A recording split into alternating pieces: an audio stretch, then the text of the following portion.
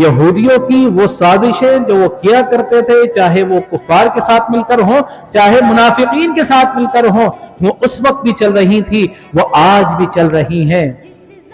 आप जाइए, जाकर अहले फलस्तीन का सौदा कर लीजिए।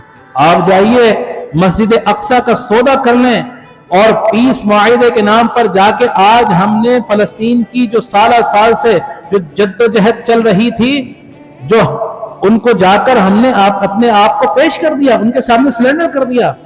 कहां जाकर बैठे? नेतन्याहू के साथ जाकर बैठ गए। कहां जाकर बैठे? ट्रंप के साथ जाकर बैठ गए, और सीधे साधे मुसलमानों को बहकाना कि नहीं जी, ये तो हम फलस्तीन के हक के लिए गए हैं।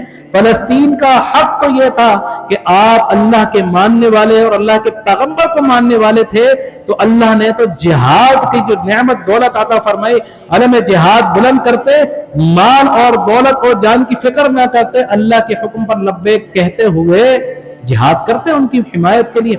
लेकिन लाखों फलस्तीनियों ने जामे शहादत नोश किए, उनकी आबरूओं को मसला किया, उनके जो घरों को मस्मार किया गया, मस्जिद अक्सा की हुर्मतों को पामाल किया गया, जब कोई खड़ा नहीं हुआ।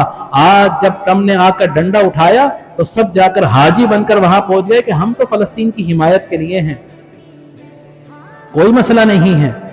लेकिन जिसके दिल में हक अभी भी है, अगर हम इतने पावरफुल नहीं हैं कि हम हाथ से किसी के साथ के खिलाफ जिहाद करें, लेकिन कम से कम अपने दिल में बुरा जाने, जहां कह सकते अपनी जबान से इजहार करें कि ये गलत है, गलत कर रहे हैं, हमारे हुक्मरान हमारे साथ नहीं, इस्लाम के साथ नहीं है, ये यहूदियों के साथ हैं, उनके एजेंटों के साथ हैं। तो लिहाजा हम ये दुआ करते हैं कि अल्लाह या तो इनको हिदायत दे, अगर इनके दिल में हिदायत नहीं है तो हम ये दुआ करते हैं कि अल्लाह तबारक व तआला इन लोगों को बदल दे और इनकी जगह अच्छे लोगों पर को हमारी इन रियासतों की हुक्मरानी अता फरमा दे। आमीन व आखिर दावा अल्हम्दुलिल्लाहि रब्बिल आलमीन।